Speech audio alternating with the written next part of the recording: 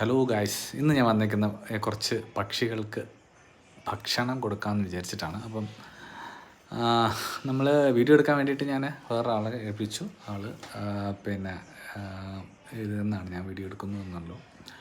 Okay, അപ്പം എന്താണ്, ഞാൻ മാത്രമല്ല, ഒത്തിരി ആൾക്കാരുണ്ട് കേട്ടോ.